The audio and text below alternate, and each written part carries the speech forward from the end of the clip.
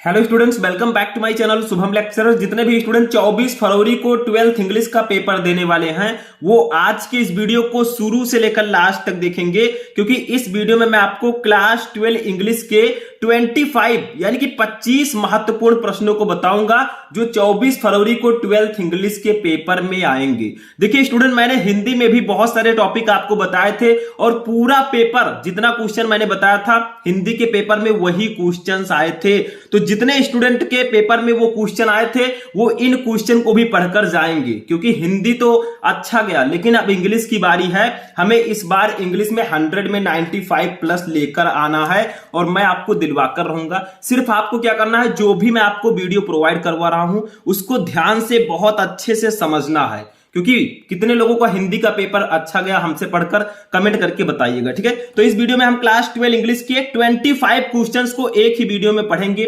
ये इंग्लिश का एक महा मैराथन क्लास है, बस इन क्वेश्चंस को पढ़कर जाना। चैप्टर 1 से चैप्टर 6 तक, यानी कि चैप्टर 1 से लेकर चैप्टर 6 तक सभी क्वेश्चन को पढ़ेंगे। मैं आपके लिए मैराथन क्लासेज इसलिए ला रहा हूं ताकि आप हर एक वीडियो में उन सभी क्वेश्चन को सॉल्व कर सके जो आपके बोर्ड एग्जाम में आएंगे। ठीक है, तो चलिए अब की बार हमारा टारगेट है हिंदी में 95 प्लस पार। तो इस वीडियो को स्टार्ट करने से पहले वीडियो को लाइक कर दीजिएगा, चैनल पर नए चैनल को भी सब्सक्राइब कर लीजिएगा ताकि सभी वीडियो आपको टाइम से मिलते रहे और एक भी क्वेश्चन आपका ना छूटे। देखिए कौन कौन से चैप्टर के क्वेश्चन पढ़ेंगे। सबसे पहला चैप्टर है ये सप्लीमेंट्री रीडर का क्वेश्चन होगा, जिसमें सबसे पहला चैप्टर है the third level, second chapter है the tiger king, third chapter है journey to the end of the earth, fourth chapter है द एनिमी, फिफ्थ चैप्टर है शुड विजार्ड हिट मॉमी और सिक्स चैप्टर है on the face of it. ठीक है, ये 6 chapter हैं।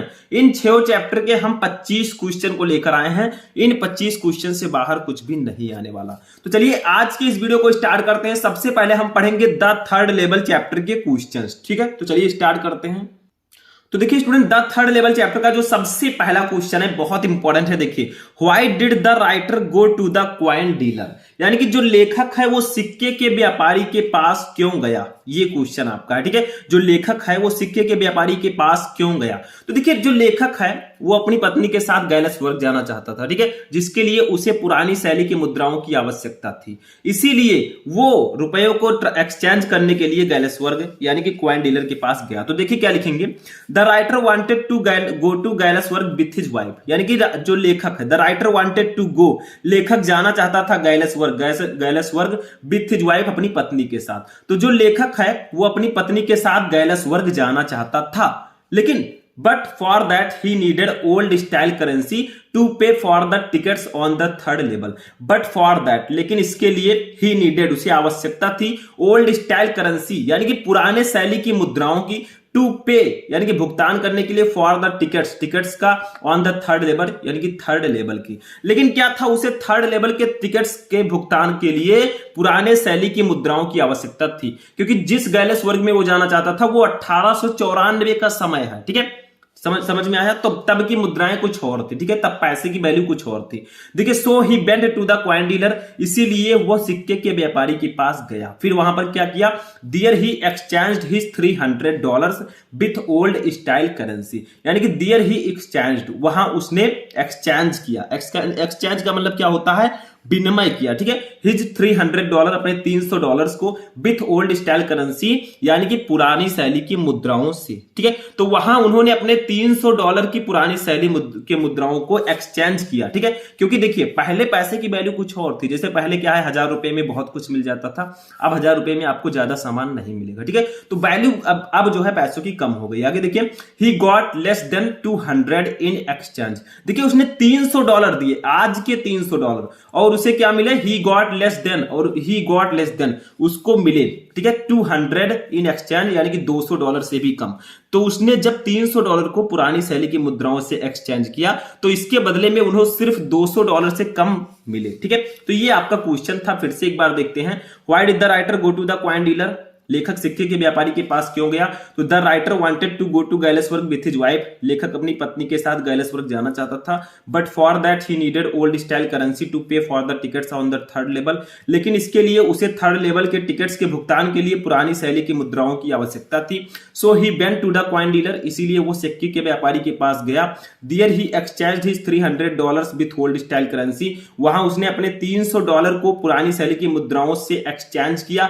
He got less than $200 in exchange, और उसे उसके बदले में $200 से भी कम मिले। बस हो गया, सिंपल सा है, इसमें कुछ नहीं है। देखिए मैं हिंदी मीनिंग के साथ बता रहा हूं ताकि एक एक स्टूडेंट इसको जब पढ़े तो इसको जाकर अगर ये क्वेश्चन आता है तो आप बोर्ड एग्जाम में जाकर छाप दें। ठीक है, दूसरा क्वेश्चन देखिए क्या है, बहुत इंपॉर्टेंट है हमारा। अब देखिए नेक्स्ट क्वेश्चन भी हमारा इसी चैप्टर से है। What does the third level refer to, यानी कि जो तीसरा तल है, थर्ड लेवल जो है वो किस ओर संकेत करता है, आखिर ये है क्या? देखिए the third level is a product of Charlie's imagination, यानी कि द थर्ड लेवल, जो थर्ड लेवल है इज है ए प्रोडक्ट, एक उत्पाद ऑफ चार्लीज इमेजिनेशन, यानी कि चार्ली की कल्पना का। तो जो थर्ड लेवल है यानी कि तीसरा तल है, ये चार्ली की कल्पना का एक उत्पाद है, ये कल्पना है। ठीक है, he finds it a place where he can escape from the modern world of insecurity and fear, यानी कि he find it a place, वह उसे ऐसे स्थान के रूप में पाता है where, जहां he can escape, वो बच सकता है from the modern world of insecurity and fear, यानी कि आज की असुरक्षा, आधुनिक असुरक्षा और भय से। तो वह इसे एक ऐसे स्थान के रूप में पाता है जहां वह आज की असुरक्षा और भय से बच सकता है। मतलब थर्ड लेवल है क्या? देखिए थर्ड लेवल जो है ये चार्ली की कल्पना का एक उत्पाद है। ठीक है, he finds it a place where he can escape from the modern world of insecurity and fear, यानी कि वह उसे ऐसे स्थान के रूप में पाता है जहां वह आज की आधुनिक असुरक्षा और भय से बच सकता है, क्योंकि ये 1894 का समय है, तब इतनी असुरक्षा नहीं थी, इतनी इनसिक्योरिटी नहीं थी और ना ही इतना डर था। ठीक है, समझ में आया? चलिए आगे देखते हैं तीसरा क्वेश्चन। अब देखिए थर्ड क्वेश्चन हमारा है what is Sam's old business, why can't he go back to it. ये भी इसी चैप्टर का क्वेश्चन है, यानी कि what is Sam's old business, Sam का पुराना काम क्या है, पुराना व्यवसाय क्या है उनका। Why can't he go back to it, वह इसके लिए वापस क्यों नहीं जा सकता। तो देखिए सैम इसमें एक है, तो सैम का पुराना व्यवसाय क्या है? देखिए Sam's old business is that of a psychiatrist, यानी कि सैम्स ओल्ड बिजनेस, सैम का पुराना काम is that of a psychiatrist, एक मनोचिकित्सक का है। तो सैम का पुराना व्यवसाय एक मनोचिकित्सक का है, यानी कि वो एक मनोचिकित्सक है। लेकिन but now he is in Galesburg of 1894, but now लेकिन अब ही इज इन, वह है गैलेसबर्ग में ऑफ 1894, यानी कि 1894 की, लेकिन वह अब 1894 के गैलेसबर्ग में है। ठीक है, ये क्या है 1894 का Galesburg? It is a period when people are free from all worries. ठीक है, यानी कि इट इज ए पीरियड, यह वह दौर है, यह वह समय है व्हेन जब people are free from all worries, यानी कि पीपल लोग आर फ्री हैं। ठीक है, फ्रॉम ऑल वरीज, यानी कि सभी प्रकार की चिंताओं से। तो ये वो समय है, ये वो दौर है जब सभी लोग सभी प्रकार की चिंताओं से मुक्त हैं, क्योंकि 1894 में उतनी ज्यादा ना चिंता थी ना उतनी ज्यादा भय था। ठीक है, जो आज के मॉडर्न एज में है। ठीक है, क्योंकि आजकल बहुत ज्यादा असुरक्षा बढ़ गई है और ज्यादा डर भी बढ़ गया है। ठीक है, तो ये वो समय 1894 का जब सभी लोग सभी प्रकार की चिंताओं से मुक्त थे। अब जो साइकियाट्रिस्ट होते हैं उनका काम क्या होता है? वो जो चिंता यानी कि जो डिप्रेशन वाले लोग होते हैं उनका इलाज करते हैं। ठीक है, जो बहुत ज्यादा चिंतित होते हैं, अपने जीवन से बोर हो जाते हैं, उनका इलाज साइकियाट्रिस्ट करते हैं, मनोचिकित्सक। ठीक है, देखिए there is no need of any psychiatrist, यहां किसी भी मनोचिकित्सक की आवश्यकता नहीं थी, क्योंकि ये 1894 का समय है। 1894 में जब चिंता ही नहीं रहेगी तो डिप्रेशन कहां से होगा लोगों को। ठीक है, तो यहां पर किसी भी साइकियाट्रिस्ट की आवश्यकता ही नहीं है। Thus Sam can not go back to his old business, इस प्रकार जो सैम है कैन नॉट गो बैक, वापस नहीं जा सकता, टू हिज ओल्ड बिजनेस, अपने पुराने व्यवसाय में। इस प्रकार से सैम अपने पुराने व्यवसाय में वापस नहीं जा सकता। तो आपका क्वेश्चन था कि what is Sam old business, why can't he go back to it, यानी कि सैम का पुराना व्यवसाय क्या है, वह इसमें वापस क्यों नहीं जा सकता। तो देखिए Sam's old business is that of a psychiatrist, यानी कि सैम का पुराना व्यवसाय एक मनोचिकित्सक का है। But now he is in Galesburg of 1894, लेकिन अब वह 1894 के गैलेसबर्ग में है। It is a period when people are free from our worries, यह वह दौर है जब सभी लोग सभी प्रकार की चिंताओं से मुक्त थे। There is no need of any psychiatrist, यहां किसी भी मनोचिकित्सक की आवश्यकता नहीं थी। Thus Sam can not go back to his old business, इस प्रकार सैम अपने पुराने व्यवसाय में वापस नहीं जा सकता। ठीक है, समझ में आया? तो चौथा क्वेश्चन देखते हैं क्या है, देखिए what was the third level, third level क्या था, वेयर वाज इट सिचुएटेड, या कहां स्थित था। यानी कि पूछा जा रहा है कि थर्ड लेवल क्या था और ये कहां स्थित था। तो देखिए the third level refers to the subway of the grand central station that takes passenger to Galesburg Illinois. यानी कि the third level refers, third level जो है वो संकेत करता है, ठीक है, किसकी ओर, to the subway of grand central station, यानी कि ग्रैंड सेंट्रल स्टेशन के सबवे को, दैट जो कि टेक्स द पैसेंजर, जो यात्रियों को ले जाता है, टेक्स का मतलब यहां पर ले जाना होगा, ठीक है, टू गैलेसबर्ग इलिनियस, यानी कि गैलेसबर्ग इलिनियस पे। तो तीसरा स्तर जो है, थर्ड लेवल जो है, ये ग्रैंड सेंट्रल स्टेशन के सबवे को प्रदर्शित करता है जो यात्रियों को गैलेसबर्ग इलिनियस तक ले जाता है, ठीक है। The third level on the station was a medium of escape for Charles the narrator from the harsh realities of modern life. यानी कि the third level on the station, third level station पर जो third level है was ये medium, वो एक माध्यम है ऑफ इसके बचने का फॉर चार्लेज, यानी कि चार्लेज के लिए, द नरेटर, ठीक है, जो नरेटर है फ्रॉम द हार्श रियलिटीज, यानी कि जो आज की कठोर वास्तविकताएं हैं, हार्श रियलिटीज हैं, ठीक है, ऑफ मॉडर्न लाइफ, यानी कि आधुनिक जीवन की, ठीक है। तो देखिए जो तीसरा स्तर है, ठीक है, the third level on the station was a medium of escape for Charley the narrator from the harsh realities of modern life. यानी कि स्टेशन पर जो तीसरा स्तर है वो आधुनिक जीवन की कठोर वास्तविकताओं से कथावाचक तथा चार्लेज के लिए पलायन का माध्यम था, यानी कि उससे बचने का माध्यम था, ठीक है। इट प्रोवाइड हिम ये बेस, यानी कि इट प्रोवाइड, ये उन्हें प्रदान करता है, ए बेस, एक आधार, when he could interweave fantasy and reality.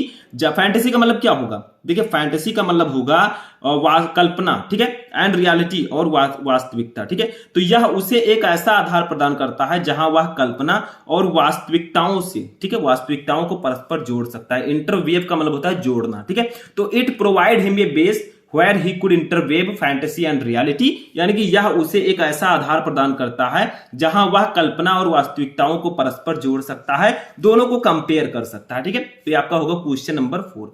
चलिए नेक्स्ट क्वेश्चन देखते हैं, क्वेश्चन नंबर 5 क्या है। देखिए क्वेश्चन नंबर 5 क्या है, ये हमारे सेकंड चैप्टर का क्वेश्चन है, द टाइगर किंग चैप्टर का, ठीक है।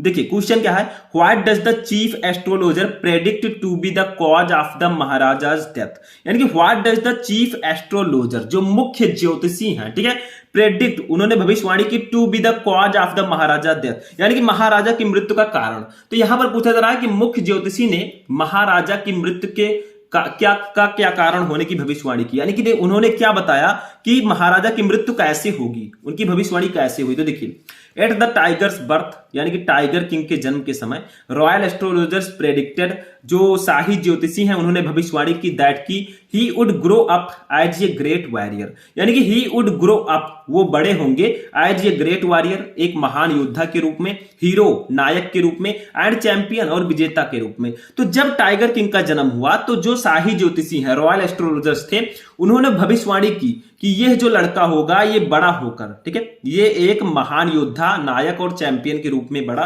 होंगे। लेकिन they also predicted his death by Tiger, लेकिन दे आल्सो प्रेडिक्टेड, उन्होंने ये भी भविष्यवाणी की, हिज डेथ, उनकी मृत्यु, बाय टाइगर, यानी कि टाइगर से। तो उन्होंने उनकी मृत्यु एक बाघ के कारण होने की भविष्यवाणी की कि जो इनकी मृत्यु होगी ये बाघ के कारण होगी, ठीक है। तो क्वेश्चन था कि what does the chief astrologer predicted to be the cause of the Maharaja's death, यानी कि जो मुख्य ज्योतिषी हैं उन्होंने महाराजा की मृत्यु का क्या कारण होने की भविष्यवाणी की। तो देखिए at the tiger's birth royal astrologers predicted that he would grow up as a great warrior, hero and champion, यानी कि टाइगर किंग के जन्म के समय शाही ज्योतिषियों ने भविष्यवाणी की कि वो एक महान योद्धा, नायक और विजेता के रूप में बड़े होंगे। लेकिन they also predicted his death by Tiger, लेकिन उन्होंने राजा की मृत्यु का कारण बाघ को बताया कि इनकी मृत्यु बाघ से होगी, ठीक है। फिर देखिए नेक्स्ट क्वेश्चन क्या है, 6 नंबर, इसी चैप्टर से है। लेकिन देखिए अब भविष्यवाणी तो हो गई कि हाँ राजा की मृत्यु बाघ के कारण होगी, तो क्या यह भविष्यवाणी सिद्ध हुई आगे चलकर, इसको देखते हैं, ठीक है। तो क्वेश्चन है how did the chief astrologers prediction prove true, यानी कि जो मुख्य ज्योतिषी है, ठीक है, उनकी भविष्यवाणी कैसे सत्य सिद्ध हुई, मुख्य ज्योतिषी की भविष्यवाणी कैसे सत्य सिद्ध हुई। तो देखिए the king and his son were playing with the wooden tiger, यानी कि द किंग, राजा, एंड हिज सन, और उसका पुत्र, बियर प्लेइंग, खेल रहे थे, विद द वुडन टाइगर, यानी कि लकड़ी के बाघ से। तो एक दिन क्या होता है कि राजा अपने पुत्र के साथ, राजा और उसके पुत्र एक लकड़ी के बाघ से वो खेल रहे थे, ठीक है।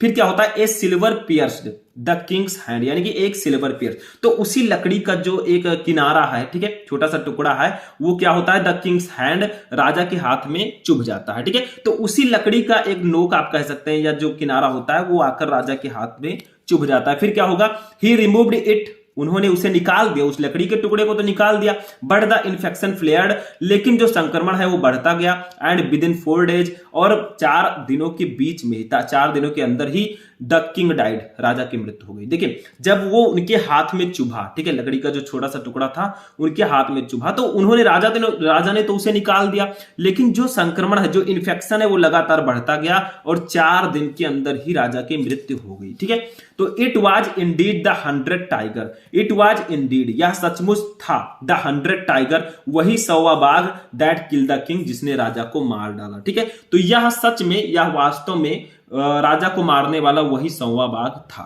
ठीक है, जिसने राजा को मार दिया। तो इस प्रकार से जो भविष्यवाणी थी वो सत्य सही हुई। ठीक है, समझ में आ गया 6 नंबर क्वेश्चन। चलिए नेक्स्ट क्वेश्चन देखते हैं, 7 नंबर क्या है। अब देखिए नेक्स्ट क्वेश्चन है 7 number, why was tiger hunting banned in Pratibandapuram, यानी कि व्हाई वाज टाइगर हंटिंग, जो शेर, जो बाघ का शिकार है, बैंड, प्रतिबंध लगा दिया गया, इन प्रतिबंधपुरम, यानी कि प्रतिबंधपुरम में। तो क्वेश्चन है कि प्रतिबंधपुरम में बाघ के शिकार पर प्रतिबंध क्यों लगा दिया गया। ठीक है, कि प्रतिबंधपुरम में कोई भी व्यक्ति बाघ का शिकार नहीं करेगा, चूंकि प्रतिबंधपुरम के राजा टाइगर किंग ही थे। तो देखिए क्या होगा इसका answer, the maharaja was told by the astrologer that a tiger would cause his death, so he decided to hunt all the tigers, यानी कि the maharaja was told by the astrologers, यानी कि महाराजा को ज्योतिषियों द्वारा बताया गया था दैट की ए टाइगर वुड कॉज, एक बाघ उसका कारण बनेगा, हिज डेथ, उनकी मृत्यु का, so he decided to hunt all the tiger, इसीलिए उन्होंने सभी बाघों का शिकार करने का निर्णय लिया। ठीक है, तो यहां पर क्या हो जाएगा, टाइगर किंग जो है, जो राजा हैं, तो महाराजा को ज्योतिषियों ने बताया था कि जो उनकी मृत्यु होगी वो एक बाघ के कारण होगी, इसीलिए राजा ने यह निर्णय लिया कि वो सभी बाघों को मारेंगे और उनके राज्य का कोई भी व्यक्ति, ठीक है, बाघों का शिकार नहीं करेगा, सिर्फ राजा ही करेगा। ठीक है, देखिए फॉर दिस रीजन, इसी कारण से टाइगर हंटिंग, टाइगर यानी कि बाघ का शिकार, वाज बैंड, प्रतिबंध लगा दिया गया, टू ऑल एक्सपेक्ट हिम, यानी कि सभी के लिए, उनके राजा के अलावा। ठीक है, तो इसीलिए राजा के अलावा बाघ के शिकार पर सबके लिए प्रतिबंध लगा दिया गया कि अगर कोई शिकार करेगा तो सिर्फ राजा ही कर सकता है, बाकी कोई नहीं करेगा। ठीक है, the maharaja himself wanted to hunt all the tiger, क्योंकि द महाराजा हिमसेल्फ, स्वयं, वांटेड टू हंट, यानी कि शिकार करना चाहते थे, ऑल द टाइगर, सभी बाघों का।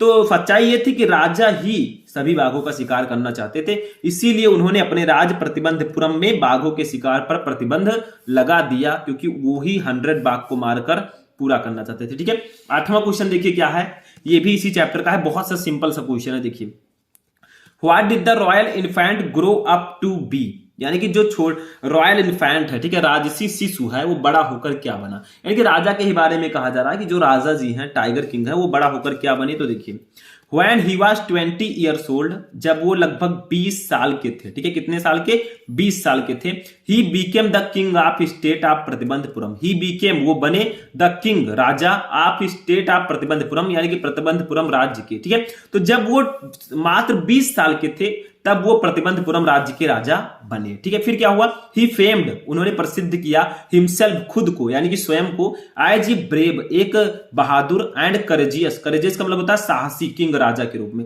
तो उन्होंने स्वयं को एक बहादुर और साहसी राजा के रूप में प्रसिद्धि किया। ठीक है, यानी कि उन्होंने स्वयं को एक बहादुर, वो एक बहादुर और साहसी राजा थे, तो उन्होंने खुद को बहादुर और साहसी राजा के रूप में फेमस किया। ठीक है, समझ में आया। तो यहां पर क्वेश्चन है कि what did the royal infant grow up to be, यानी कि राजसी शिशु बड़ा होकर क्या बना। तो when he was 20 years old, जब वो 20 साल के थे, he became the king of the state of Pratibandapuram, वो प्रतिबंधपुरम राज्य के राजा बने। He famed himself as a brave and courageous king, उन्होंने खुद को एक बहादुर और साहसी राजा के रूप में प्रसिद्ध किया। ठीक है, हो गया, ये भी क्वेश्चन बहुत सिंपल सा था। नेक्स्ट क्वेश्चन देखिए हमारा क्या है, 9 नंबर क्या है, देखिए इसी चैप्टर से, why did the tiger king decide to marry, यानी कि जो टाइगर किंग हैं उन्होंने शादी करने का फैसला क्यों किया, विवाह करने का फैसला क्यों किया?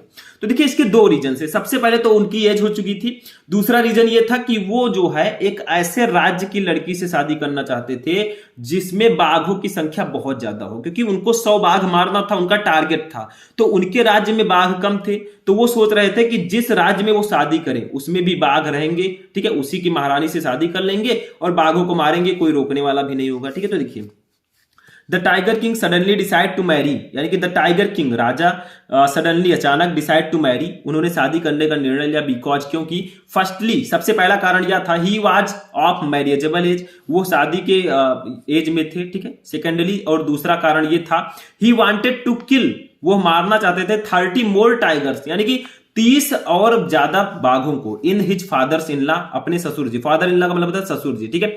स्टेट राज्य में इन ऑर्डर टू कंप्लीट, यानी कि ऑर्डर कंप्लीट करने के लिए, पूर्ण करने के लिए द टैली ऑफ 100 टाइगर, अपने 100 बाघों के टैली को, ठीक है। यानी कि टाइगर किंग ने अचानक शादी करने का फैसला इसलिए किया because firstly he was of marriageable age, क्योंकि सबसे पहला कारण यह था कि वो विवाह के योग्य, उनकी उम्र हो चुकी थी।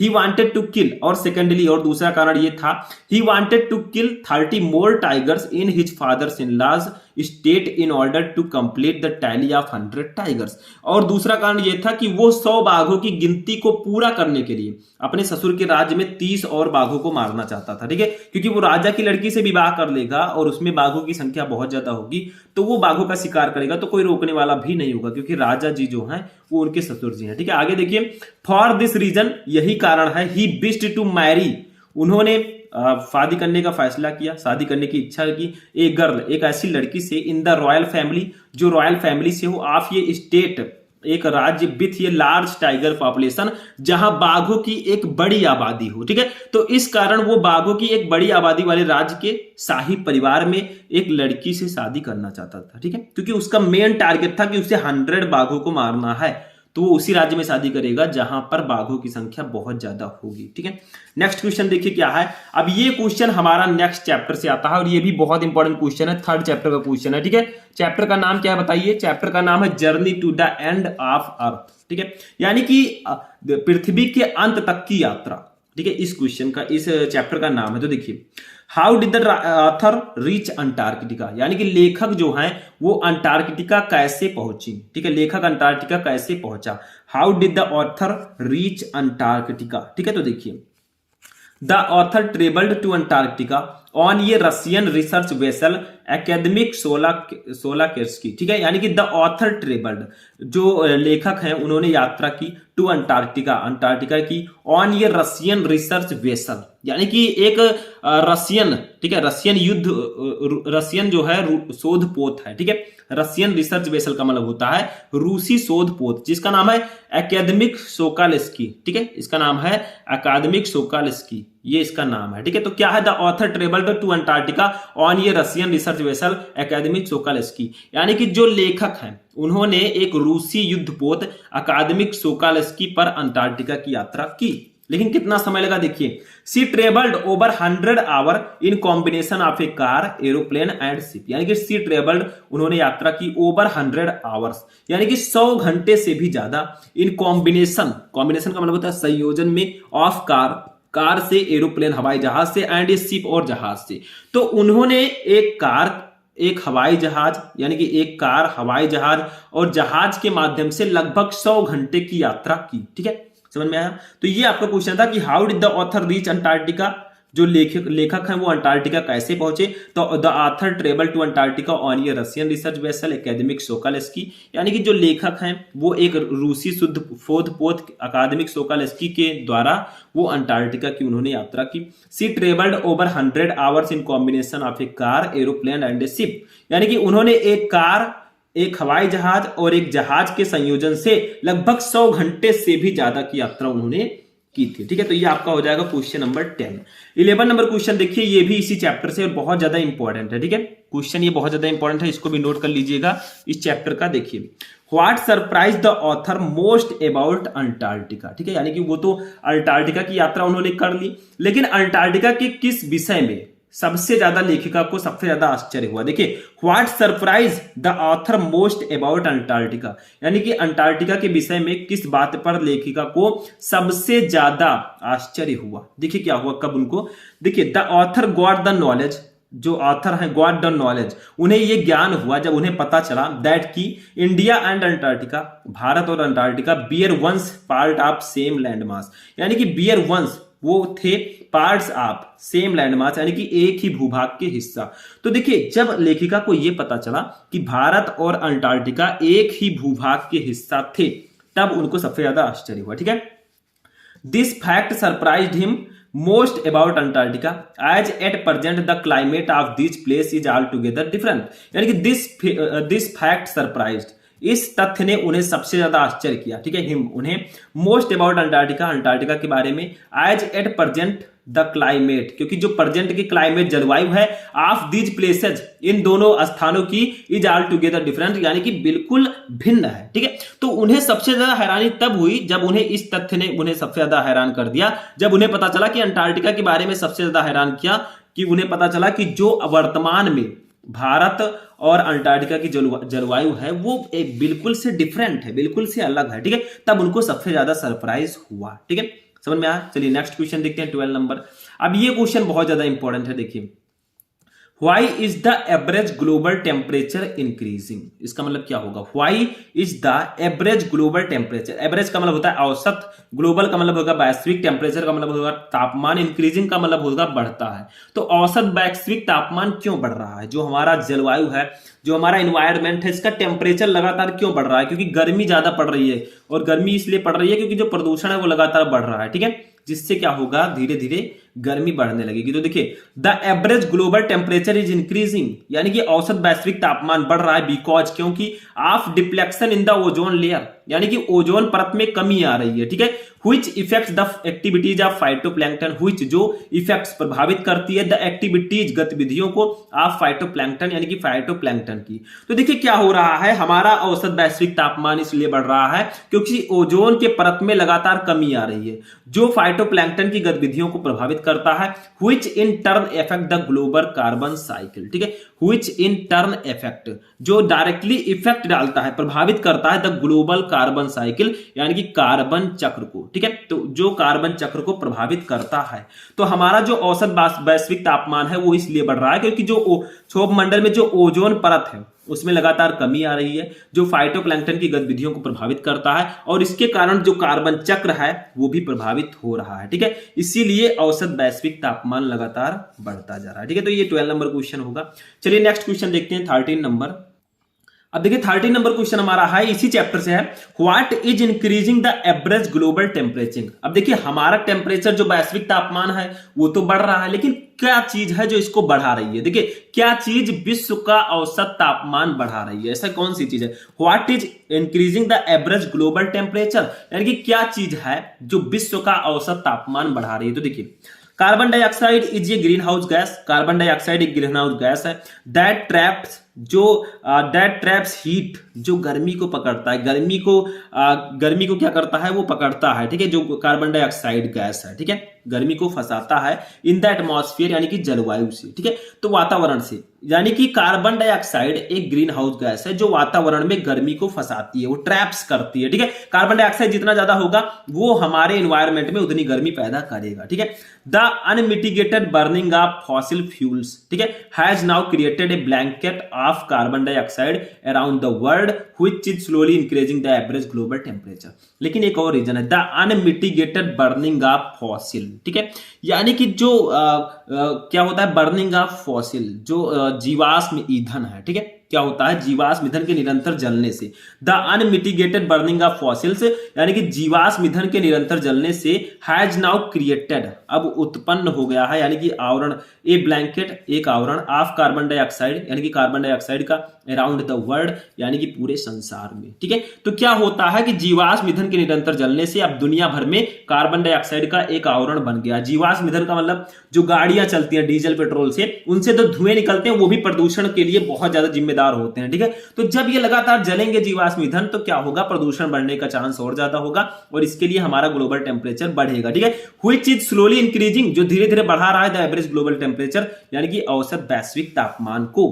ठीक है, तो क्वेश्चन क्या था, what is increasing the average global temperature. ठीक है, क्या चीज है जो औसत वैश्विक तापमान को बढ़ा रही है। तो carbon dioxide is a green house gas, carbon dioxide एक ग्रीन हाउस गैस है that traps heat in the atmosphere, जो वातावरण में गर्मी को फंसाती है, गर्मी को उत्पन्न करती है। The unmitigated burning of fossil fuels has now created a blanket of carbon dioxide around the world, यानी कि जीवाश्म ईंधन के लगातार जलने से अब दुनिया भर में कार्बन डाइऑक्साइड का एक आवरण बन गया है।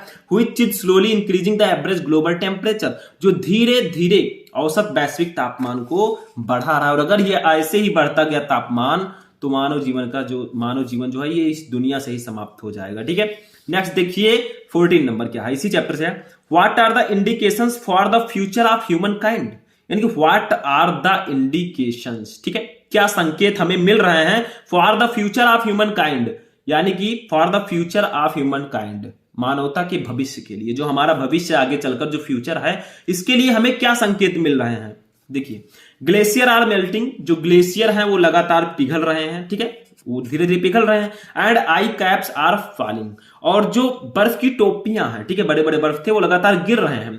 There is a danger of global warming, और यहां पर ग्लोबल वार्मिंग का खतरा बढ़ गया है। देखिए, अगर ग्लेशियर लगातार पिघलेंगे, ठीक है, यानी कि गर्मी बढ़ रही है, तभी बर्फ के जो टीले हैं वो लगातार पिघल रहे हैं। ठीक है, इससे ग्लोबल वार्मिंग का खतरा भी बढ़ रहा है। इफ दैट हैपेंस, अगर ये होता है, Mankind will be wiped out from the global scenario, तो मानव जाति का, ठीक है, मानव जाति का इस ग्लोबल से, इस विश्व से वो क्या हो जाएगा, सफाया हो जाएगा। ठीक है, कोई नहीं रह जाएगा।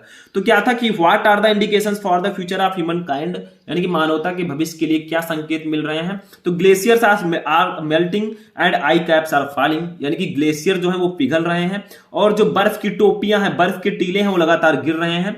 There is a danger of global warming, यहां पर ग्लोबल वार्मिंग का खतरा बढ़ गया है। इफ दैट हैपेंस, अगर ये होता है, Mankind will be wiped out from the global scenario, तो मानव जीवन का इस विश्व से ही समाप्ति हो जाएगी। ठीक है, सफाया हो जाएगा हमारे पूरे वैश्विक परिदृश्य से। ठीक है, समझ में आया। तो ये क्वेश्चन नंबर 14 हो जाएगा। चलिए नेक्स्ट क्वेश्चन देखते हैं।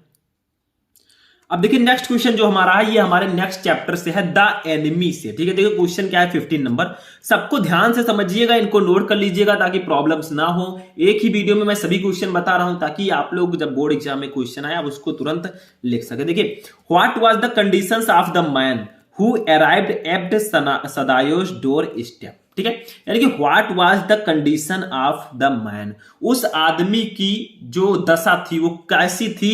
Who arrived at Sadao's door step, जो सदाओं की चौखट पर आ पहुंचा। तो सदाओं की चौखट पर जो आ पहुंचा वह आदमी किस दशा में था। ठीक है, उसकी कंडीशन कैसी थी। तो देखिए, द मैन बैडली वुंडेड, यानी कि जो वो आदमी था वो बुरी तरह से घायल था। He was wet and covered with sand, he was wet, वो गीला था, एंड कवर्ड विथ सैंड, ठीक है, और वो रेत से ढका हुआ था। किससे ढका हुआ था, रेत से ढका हुआ था। ठीक है, his clothes were almost rags, और उसके कपड़े लगभग चिथड़े थे, यानी कि फटे हुए थे। दे हैड स्वेक्ड सी वाटर, ठीक है, उन्होंने क्या है, उन्होंने समुद्र के पानी को भिगो दिया था। ही हैड ये रफ येलो बियर्ड, और उसकी घनी पीली दाढ़ी थी। तो क्वेश्चन है कि जो सदाओं की चौखट पर आया था वो किस दशा में था।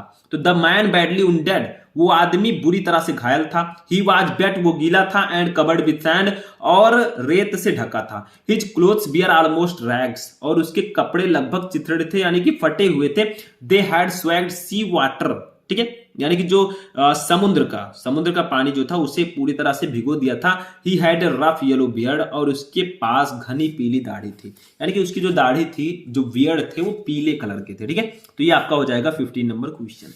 ये इस कंडीशन में था, ये सब उसकी कंडीशंस बताई जा रही है। नेक्स्ट क्वेश्चन देखिए 16 नंबर, हु वाज हाना, हाना कौन थी। ठीक है, हाउ डिड सदायोज मैरी हर, यानी कि सदायो ने उससे कैसे विवाह किया। ठीक है, तो हु वाज हाना, हाना कौन थी। हाउ डिड सदायो मैरी हर, सदाओ की उससे शादी किस तरह हुई। तो देखिए क्या है, हाना कौन थी, इसमें हाना है, सदायो है, ठीक है, ऐसे ऐसे कई लोग हैं। तो देखिए हाना वाज सदायोज वाइफ, हाना जो थी वो सदाओ की पत्नी थी। देखिए थोड़ा दूसरी तरह का नाम है क्योंकि ये हमारे इंडिया के हैं नहीं, दूसरे कंट्री के हैं। ठीक है, तो हाना वाज सदायोज वाइफ, हाना जो है ये सदायो की पत्नी थी। He first met her in America at professor house, यानी कि ही फर्स्ट मेट, उनकी पहली मुलाकात हुई कहां, इन अमेरिका, अमेरिका में, एट प्रोफेसर हाउस, यानी कि प्रोफेसर के घर पर। ठीक है, तो वह पहली बार अमेरिका के एक प्रोफेसर के घर पर मिले थे। ठीक है, कौन, हाना और सदायो। ठीक है, they fell in love, Sadao told his father about Hana, यानी कि वो जो है सदाओं के प्यार में, सदाओं वो अपने पिता के बारे में उन्होंने बताया, उन्हें प्यार हो गया था एक दूसरे से। दे फेल इन लव, ठीक है, वो उन्हें प्यार हो गया था एक दूसरे से। सदाओ टोल्ड हिज फादर अबाउट हाना, तो सदाओ ने अपने पिताजी को हाना के बारे में बताया। ठीक है, then their marriage was arranged in old Japanese way, then their marriage, तब उनकी शादी, बियर वाज अरेंज्ड, ठीक है, फिक्स हुई, उनकी शादी जो फिक्स हुई, इन ओल्ड जापानीज पे, यानी कि जापान की तरह, जापान में जैसे शादियां होती है ना वैसे उनकी शादी फिक्स हुई। ठीक है, तो जब उन्होंने अपने प्रेम के बारे में बताया तो उनकी शादी जो है पुराने जापानी तरीके से तय हुई। ठीक है, then their marriage was arranged in the old Japanese वे,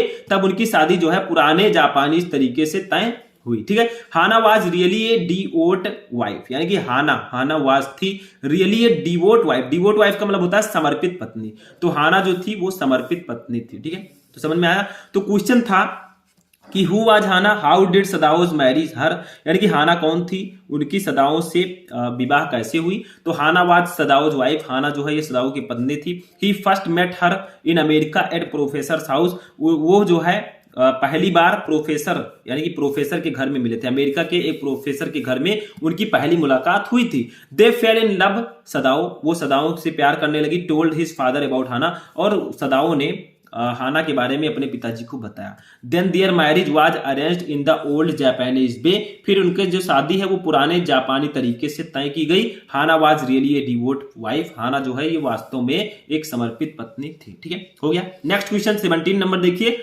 अब क्या हुआ, what was the chief concern of Sadao's wife, यानी कि जो मुख्य चिंता थी, ठीक है, सदायोज फादर, सदाओं के जो पिताजी की मुख्य चिंता क्या थी। ठीक है, देखिए what was the chief concern of Sadao's father, यानी कि सदाओं के पिताजी की मुख्य चिंता क्या थी। तो देखिए the chief concern of Sadao's father was Sadao's education, यानी कि the chief concern of Sadao's father, जो सदाओं के पिताजी की मुख्य चिंता थी वो क्या थी, वाज सदाओज एजुकेशन, यानी कि सदाओं की शिक्षा थी। ठीक है, तो सदाओं के पिताजी की मुख्य चिंता उनकी शिक्षा थी, सदाओं की शिक्षा थी कि वो कैसे पढ़ेगा, कैसे क्या करेगा अपने लाइफ में। ठीक है, समझ में आया।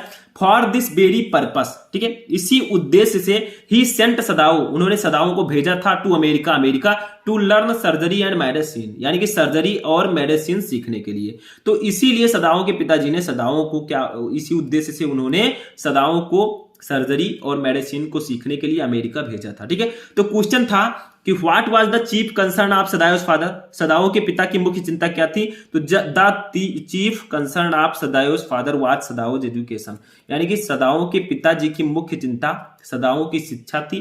For this very purpose he sent Sadao to America to learn surgery and medicine, और इसी उद्देश्य से उन्होंने सदाओं को अमेरिका भेजा था ताकि वो सर्जरी और मेडिसिन के बारे में कुछ सीख सके, उसको पढ़ सके। ठीक है, तो ये आपका होगा 17 नंबर क्वेश्चन। चलिए नेक्स्ट क्वेश्चन देखते हैं।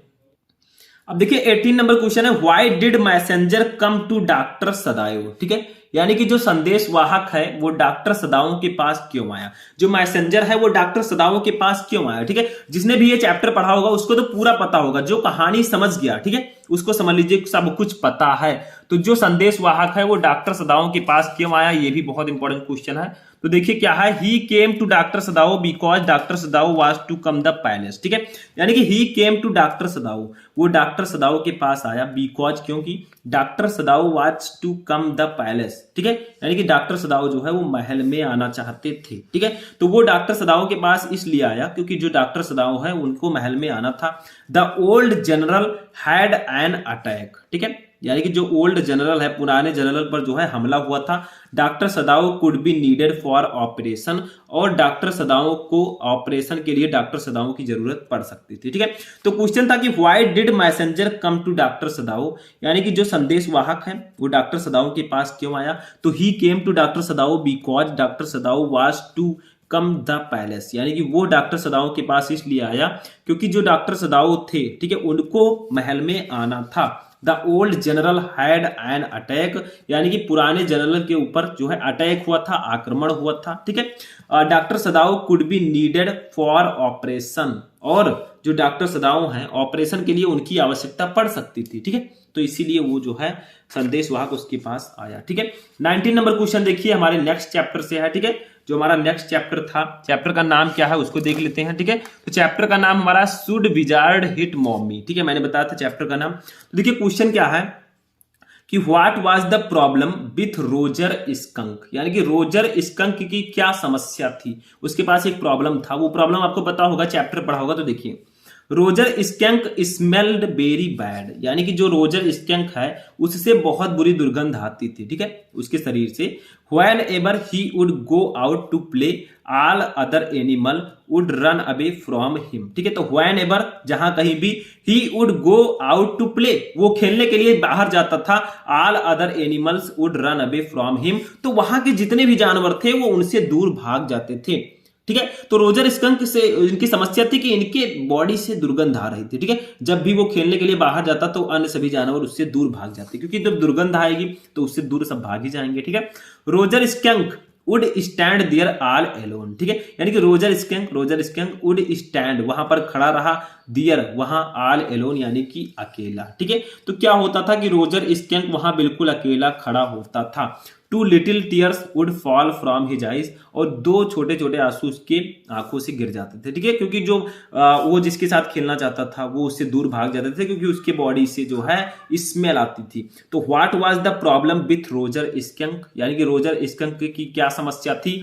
तो Roger skunk smelled very bad, Roger skunk से बहुत बुरी दुर्गंध आती थी। Whenever he would go out to play, all other animals would run away from him, जहां कहीं भी वो खेलने के लिए बाहर जाता था तो अन्य सभी जानवर उससे दूर भाग जाते थे, क्योंकि उससे दुर्गंध आ रही थी। Roger Skunk would stand there all alone, तो रोजर स्कंक वहां अकेला खड़ा रहता था। Two little tears would fall from his eyes, और दो छोटे छोटे जो आंसू हैं वो उसके आंखों से निकल जाते थे, क्योंकि उसे बहुत बुरा लगता था। ठीक है, 20 नंबर क्वेश्चन देखिए।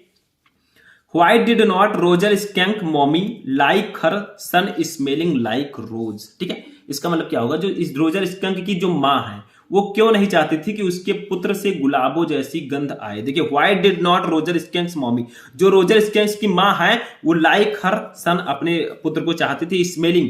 ठीक है, स्मेलिंग का मतलब होता है दुर्गंध आए, लाइक रोज यानी कि रोज की तरह। तो जो रोजर स्कंक है, ठीक है, उनकी माँ क्यों नहीं चाहती थी कि उसके पुत्र से गुलाबों जैसी दुर्गंध आए। तो देखिए सी डिड नॉट वांट दैट, वो नहीं चाहती थी कि हर son should loss his identity, उसका जो पुत्र है वो अपनी पहचान खो दे। तो वो नहीं चाहती थी कि उसका पुत्र अपनी पहचान खो दे। If Roger Skunk smelled like roses, अगर रॉजर स्कंक जो है, ठीक है, अगर रॉजर स्कंक जो है उससे अगर गुलाबों जैसी खुशबू आएगी, ठीक है, क्या होगा, उसके अगर गुलाब की तरह महक रहा होता तो क्या होगा, nobody would take him to be a skunk. ठीक है, तो कोई भी उसे स्कंक नहीं मानेगा, क्योंकि स्कंक से जो है दुर्गंध आती थी। अब गुलाबों जैसी खुशबू आएगी तो उसे कोई स्कंक मानेगा ही नहीं कि अरे वो नहीं है ये, क्योंकि उसके शरीर से दुर्गंध आती थी। तो वो नहीं चाहती थी कि उसका जो पुत्र है, she did not want that her son should loss his identity, वो नहीं चाहती थी कि उसका पुत्र अपनी पहचान खो दे। If Roger Skunk smelled like rose, अगर रॉजर स्कंक से गुलाबों की तरह खुशबू आई तो nobody would take him to be a skunk, तो कोई भी उसे स्कंक नहीं मानेगा, क्योंकि किसी को विश्वास ही नहीं होगा कि ये रॉजर स्कंक है। ठीक है, तो वो पहचान अपने बेटे का नहीं खोना चाहती थी। नेक्स्ट देखिए 21 नंबर क्या है, हु इज जो, जो कौन है, ठीक है, जो एक नाम है, ठीक है, जे ओ। देखिए how does she respond to her father's story telling, ठीक है, यानी कि जो कौन है वो अपने पिता के द्वारा कही कहानियों पर क्या प्रतिक्रिया व्यक्त करती है। यानी कि उसके पिताजी जो है उसको कहानियां सुनाते थे जो को, तो वो क्या प्रतिक्रिया देती है, क्या रेस्पॉन्स मिलता है उसका। देखिए जो इज जैक्स डॉटर, जो है वो जैक की पुत्री है, डॉटर का मतलब बेटी, ठीक है। तो जो इज है जैक्स डॉटर, जैक की बेटी, तो जो है ये जैक की बेटी है। जो ये सब जो और जो कई सारे नाम आए हैं ना, ये सब विदेशी नाम है, तो थोड़ा दूसरे तरह के नाम हो गए, हमारे इंडियन का नाम ये है नहीं, ठीक है। She would not sleep while listening to the stories told by her father, ठीक है। तो सी वुड नॉट स्लीप, वो तब तक नहीं सोती थी, व्हाइल जबकि listening to the father, listening to the stories जब तक वो सुन नहीं लेती थी, टोल्ड बाय हिज फादर, अपने पिताजी के द्वारा कहानियां, ठीक है। तो जो है वो अपने पिताजी द्वारा बताई गई कहानियों को सुनकर ही उसे नींद आती थी। अगर उनके पिताजी उसे कहानी नहीं सुनाते थे तो उसको नींद ही नहीं आती थी, ठीक है। She would listen carefully and ask many question to make the story clear to her, यानी कि सी वुड लिसन केयरफुली, जो भी उसके पिताजी सुनाते थे कहानी वो उसको बहुत केयरफुली सुनती थी, बहुत ध्यानपूर्वक सुनती थी। एंड और आस्क मैनी क्वेश्चन, वो बहुत सारे क्वेश्चंस करती थी, to make the story clear, यानी कि कहानी को एकदम शुद्ध स्पष्ट करने के लिए, टू हर, ठीक है, अब खुद से। तो क्या होता था, वो बहुत अच्छे से बहुत केयरफुली कहानी को सुनती थी और अपने पिताजी से उस कहानी से रिलेटेड बहुत सारे क्वेश्चन करती थी ताकि उसको कहानी एकदम स्पष्ट हो जाए, ठीक है। तो क्वेश्चन आपका था कि हु इज जो कौन है, how does she respond to her father's story telling, ठीक है, वह अपने पिता के द्वारा कही कहानियों पर क्या प्रतिक्रिया व्यक्त करती है।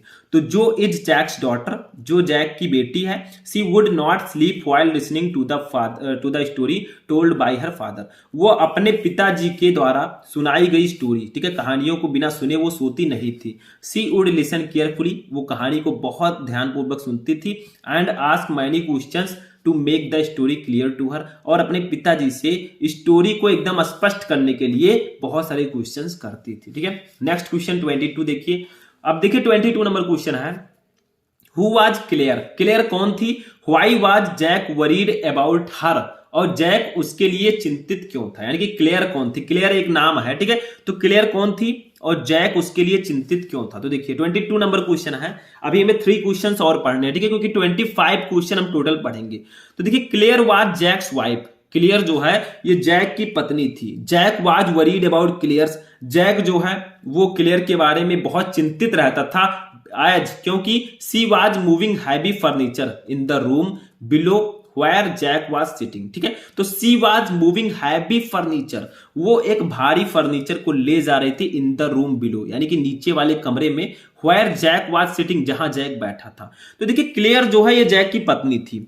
जैक जो है क्लेयर को लेकर, क्लेयर के बारे में इसलिए दुखी रहता था, इसलिए चिंतित रहता था क्योंकि she was moving heavy furniture in the room below Where Jack was sitting, वो जो है नीचे वाले कमरे में एक भारी फर्नीचर ले जा रही थी जहां जैक बैठा था। अब देखिए क्यों वो चिंतित क्यों था, ले जाने में, यानी कि अगर कोई मान लीजिए फर्नीचर ले जा रहा है तो उससे क्या चिंता, ठीक है। लेकिन क्या है, as she was 6 months pregnant with their 3rd child, ठीक है। तो कारण क्या था, as she was 6 months pregnant, क्योंकि वो 6 महीने की गर्भवती महिला थी, ठीक है, विथ दियर 3rd चाइल्ड, अपने तीसरे बच्चे की, ठीक है। तो क्या था, उसे कोई प्रॉब्लम नहीं था, लेकिन वो इतना भारी फर्नीचर ना उठाए क्योंकि उसके पेट में बच्चा है, ठीक है, उसको प्रॉब्लम्स हो सकती है, तो इसीलिए वो चिंतित रहता था, ठीक है, क्योंकि वो काम ज्यादा करती थी। तो वो अपने तीसरे बच्चे के 6 महीने की गर्भवती महिला थी। It want be good for her health to do difficult labour, क्योंकि कठिन परिश्रम करना उसके स्वास्थ्य के लिए अच्छा नहीं होगा। अब जैसे वो प्रेग्नेंट है, अब वो भारी भारी सामान उठाएगी तो उसके स्वास्थ्य के लिए प्रॉब्लम हो सकती है। तो क्वेश्चन था, who was Claire, why was Jack worried about her, Claire कौन थी और जैक उसको लेकर चिंतित क्यों रहता था। तो देखिए clear was Jack's wife, Claire जो है ये जैक की पत्नी थी। Jack was worried about Claire's as she was moving heavy furniture in the room below where Jack was sitting. तो देखिए जैक वाज वरीड, जैक चिंतित था अबाउट क्लियर, क्लियर को लेकर, एज क्योंकि she was moving heavy furniture in the room below where Jack was sitting, ठीक है, वो नीचे वाले कमरे में एक भारी फर्नीचर लेकर जा रही थी जहां जैक बैठा था। As she was 6 months pregnant with their 3rd child, क्योंकि जो क्लेयर थी, ठीक है, क्लेयर जो थी वो अपने तीसरे बच्चे के साथ 6 माह की गर्भवती महिला थी, यानी कि उसके पेट में 6 माह का बच्चा था, ठीक है, 6 महीने का। If want be good for her health to do difficult labour, ठीक है, लेकिन कठिन परिश्रम करना, ठीक है, उसके स्वास्थ्य के लिए अच्छा नहीं था क्योंकि वो प्रेग्नेंट महिला थी, ठीक है। तो ये 22 नंबर क्वेश्चन हो जाएगा, ठीक। ये हमारा नेक्स्ट चैप्टर का 5 चैप्टर का क्वेश्चन है। चलिए अपने 6 चैप्टर का क्वेश्चन देखते हैं क्या है। 23 नंबर, अब देखिए 23 नंबर क्वेश्चन जो हमारा ये 6 चैप्टर का क्वेश्चन है, on the face of its chapter का। ठीक है, देखिए which quality of mister lamb attracted dairy towards him. ठीक है, यानी कि जो मिस्टर लैम्ब है उनका क्या गुण डेरी को डेरी को उसकी ओर आकर्षित करता है। Which quality of mister lamb attracted dairy towards him, यानी कि श्री लैम्ब का क्या गुण डेरी को उसकी ओर आकर्षित करता है। तो देखिए the following qualities of mister lamb attracted dairy towards him. ठीक है, यानी कि जो मिस्टर लैम्ब के निम्न गुण उसको आकर्षित करते हैं। कुछ ऐसे गुण हैं जो डेरी को वो आकर्षित करते हैं। फर्स्ट देखिए, फर्स्ट क्या है, पहला he inspired Derry to face the world. ठीक है, यानी कि वो डेरी को दुनिया का सामना करने के लिए प्रेरित करता है। सेकंड, दूसरा, he advised Derry to stop crying on what people say about his face, यानी कि ही एडवाइजेड वो सलाह देता है डेरी को टू स्टॉप क्राइंग, यानी कि मत ना रोने के लिए, on what people say about his face, कि लोग आपके चेहरे के बारे में क्या कहते हैं। तो दूसरा कारण यह है कि वो डेरी को सलाह देता है कि लोग उसके चेहरे के बारे में जो कहते हैं उस पर वो रोना बंद करे। ठीक है, भले ही तुम्हारा चेहरा अच्छा नहीं है फिर भी कुछ भी लोग कहें, आपको रोना नहीं है। ठीक है, 4 दिन की चांदनी है। देखिए third, he is always cheerful and tries to comfort other, और तीसरा यह था कारण, ही इज ऑलवेज चीयरफुल, वो हमेशा प्रसन्न रहता था, एंड और ट्राइज टू कंफर्ट अदर, और दूसरों को दिलासा देने की कोशिश करता था। ठीक है, तो यहां पर क्वेश्चन था कि which quality of mister lamb attracted dairy towards him, यानी कि मिस्टर लैम्ब का क्या गुण डेरी को उसकी ओर आकर्षित करता था। तो the following qualities of mister lamb attracted dairy towards him, यानी कि मिस्टर लैम्ब के कुछ गुण थे, निम्नलिखित गुण डेरी को आकर्षित करते थे उसकी ओर। First, he inspired Derry to face the world, सबसे पहला गुण यह था कि वो डेरी को इस दुनिया का सामना करने के लिए प्रेरित करता था। ठीक है, second, he advise Derry to stop crying on what people say about his face. ठीक है, और दूसरा जो था, ठीक है, दूसरा जो था वो सलाह देता था। ठीक है, दूसरा वो डेरी को सलाह देता था कि लोग उसके चेहरे के बारे में जो कुछ कहते हैं उस पर वो रोना बंद करे। ठीक है, क्योंकि उसका चेहरा जो है जला हुआ था। Third, he is always cheerful and tries to comfort other, और तीसरा, ठीक है, तीसरा क्या था, वो हमेशा प्रसन्न रहता था और दूसरों को दिलासा देने की कोशिश करता था। यही कुछ गुण हैं जो डेरी को अपनी मिस्टर लैम्ब को डेरी की ओर आकर्षित करते थे। ठीक है, ये आपका हो जाएगा। 24 नंबर क्वेश्चन देखिए क्या है, how did Derry get his face burned. ठीक है, अब देखिए आखिर वो जो है मिस्टर लैम्ब जो है वो डेरी को उसके चेहरे के बारे में क्यों बोलता था। तो देखिए how did Derry get his face burned, यानी कि डेरी का चेहरा कैसे जल गया, बताएं कैसे जल गया। तो बहुत सारे लोग कहेंगे आग से जला होगा, ऐसा नहीं है। देखिए द फेस ऑफ डेरी, ठीक है, the face of Derry did not get burn with fire, यानी कि जो डेरी का चेहरा है वो आग से नहीं जला था, आग से नहीं झुलसा था। देखिए वंस डेरी हिमसेल्फ, एक बार डेरी ने स्वयं unknowingly got acid all down on the side of his face. ठीक है, तो एक बार अनजाने में उसने अपने चेहरे के चारों ओर तेजाब डाल दिया था। His face and the acid burn it all away, और तेजाब ने उसे जला दिया, उसके चेहरे को जला दिया। ठीक है, तो उसका चेहरा जो है वो आग से नहीं जला था। क्या हुआ कि एक बार गलती से डेरी ने खुद के ऊपर एसिड डाल दिया था जिससे उसका चेहरा जल गया था। तो how did Derry get his face burn, यानी कि डेरी का चेहरा कैसे जल गया। तो the face of Derry did not get burn with fire, Derry का चेहरा आग से नहीं जला था। Once Derry himself unknowingly got acid all down on the side of his face and the acid burn it all away. ठीक है, एक बार क्या हुआ कि once Derry himself unknowingly got acid all down on his side of the face, एक बार क्या हुआ कि अनजाने में डेरी ने अपने चेहरे के चारों ओर तेजाब डाल दिया, एंड और the acid burn it all away. ठीक है, और तेजाब ने उसके चेहरे को जला दिया। ठीक है, तो ये गलती से उसका चेहरा जल गया था क्योंकि वो जानती नहीं थी और उसने अपने चेहरे पर तेजाब डाल दिया था। ठीक है, लास्ट क्वेश्चन देखते हैं आज की इस वीडियो का, 25 नंबर। ठीक है, देखिए क्या है, who is mister lamb, mister lamb कौन है। ठीक है, मिस्टर लैम्ब कौन है। How does dairy get into his garden, ठीक है, डेरी उनके बाग में किस प्रकार प्रवेश करता है। ठीक, समझ में आया। Who is mister lamb, mister lamb कौन है। How does dairy get into his garden, dairy उनके बाग में किस प्रकार प्रवेश करता है। तो देखिए mister Lamb is an old man. Mr Lamb is है एन ओल्ड मैन, एक बूढ़े आदमी। तो मिस्टर लैम्ब जो है एक वृद्ध आदमी है, ठीक है, ओल्ड मैन है। He lives in a big house alone, वो एक बड़े घर में अकेले रहते हैं। Derry enters his garden by climbing over the walls. Derry enters, Derry प्रवेश करती है इन हिज गार्डन, उनके बगीचे में, बाय क्लाइंबिंग, चढ़कर, ओवर द वॉल्स यानी कि दीवालों पर। तो डेरी जो है दीवार पर चढ़कर उनके बगीचे में प्रवेश करता है, ठीक है। अब देखिए, Derry likes the place and think that there is nobody inside it. Derry likes the place, Derry को वो जगह पसंद आ जाता है, ठीक है, डेरी को वो स्थान बहुत पसंद है। एंड और think that there is nobody inside it, और उसने सोचा, वो सोचता है कि उसके अंदर कोई नहीं है। He wants to sit there, ठीक है, वह वहां बैठना चाहता है। तो देखिए क्वेश्चन था कि who is mister lamb, mister lamb कौन है। How does dairy get into his garden, यानी कि डेरी उनके बाग में किस प्रकार प्रवेश करता है। तो Mr Lamb is an old man, Mr Lamb एक बूढ़े आदमी है। He lives in a big house alone, वो एक बड़े घर में अकेले रहते हैं। Derry enters his garden by climbing over the walls, यानी कि डेरी दीवार पर चढ़कर उनके बगीचे में प्रवेश करती है। Derry likes the place and think that there is nobody inside it, Derry को वो जगह बहुत पसंद आता है और उसे लगता है कि इसके अंदर कोई नहीं है। He wants to sit there, वो वहां बैठ जाता है, ठीक है। तो ये आपका हो जाएगा 25 नंबर क्वेश्चन। तो ये हमारा लास्ट क्वेश्चन था। इस वीडियो में मैंने आपको चैप्टर 1 से लेकर चैप्टर 6 तक जितने भी इंपॉर्टेंट क्वेश्चन है मैंने बता दिया। तो जो भी स्टूडेंट इसको ध्यान से देख लेगा उसका 8 नंबर तो बिल्कुल क्लियर हो जाएगा, ठीक है। और आपको लॉन्ग क्वेश्चन में भी बहुत ज्यादा हेल्प मिलेगी, ठीक है। तो आज का ये इंटरेस्टिंग वीडियो मैराथन क्लास यहीं पर फिनिश होता है। कैसा लगा आपको ये वीडियो कमेंट करके बताइएगा, ठीक है। तो चलिए हम मिलते हैं नेक्स्ट वीडियो में नेक्स्ट टॉपिक के साथ। तो इस वीडियो को लाइक कर दीजिएगा, चैनल को भी सब्सक्राइब कर लीजिएगा। तो चलिए मिलते हैं नेक्स्ट वीडियो में, तब तक के लिए जय हिंद।